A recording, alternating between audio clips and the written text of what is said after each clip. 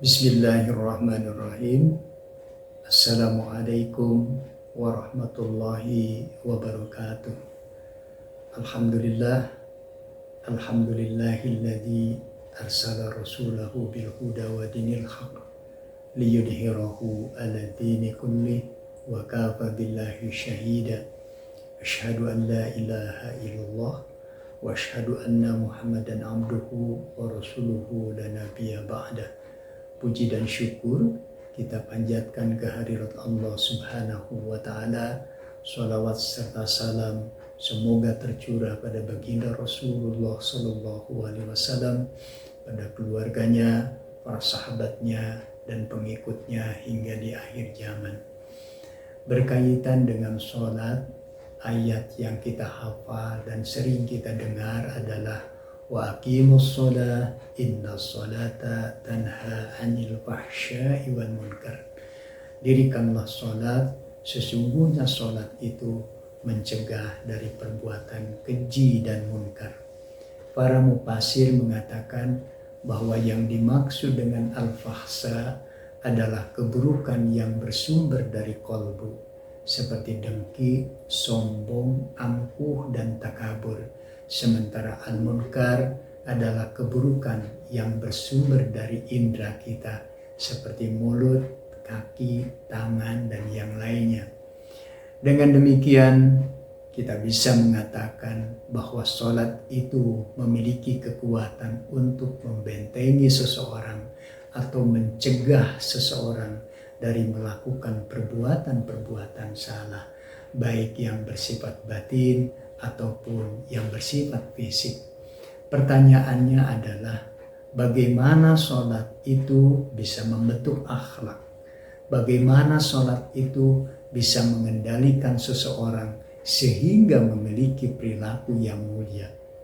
Untuk menjawab pertanyaan itu, ada baiknya kita mencermati jawaban seorang sufi yang bernama Abu Abdurrahman.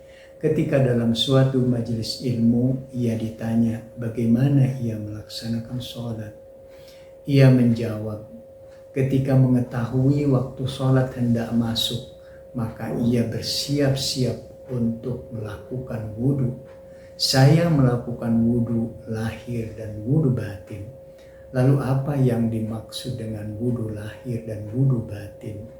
Wudhu lahir adalah membasuh anggota-anggota wudhu, dan wudhu batin adalah ketika kita senantiasa bertobat kepada Allah Subhanahu wa Ta'ala.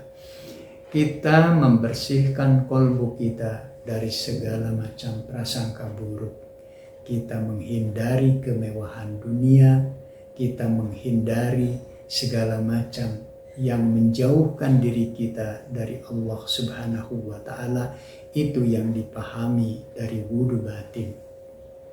Dalam versi yang lain, wudhu batin itu adalah makna terdalam ketika kita membasuh anggota wudhu. Ketika orang membasuh tangannya, bahwa dia membasuh dengan air, itu adalah tindakan lahiriah.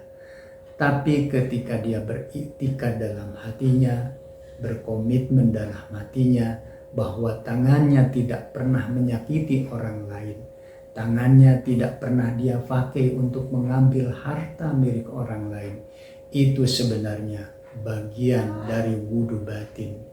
Ketika dia berkumur-kumur, yang dia rasakan adalah bagaimana dia memastikan bahwa bibirnya tidak pernah menyayat-nyayat hati orang lain. Begitu juga ketika dia membasuh wajah, membasuh tangan, mengusap rambut, dan membasuh kaki, semuanya memiliki makna. Oleh sebab itu, mulai dari wudhu saja sebenarnya harus berada dalam suatu kondisi batiniah, di mana kita sadar bahwa kita segera akan menghadap Allah Subhanahu wa Ta'ala. Sholat yang kita kerjakan ini sebenarnya bukan perbuatan sederhana, bukan perbuatan gerakan fisik semata, tapi sholat itu merupakan media untuk berkomunikasi dengan Allah Subhanahu wa Ta'ala.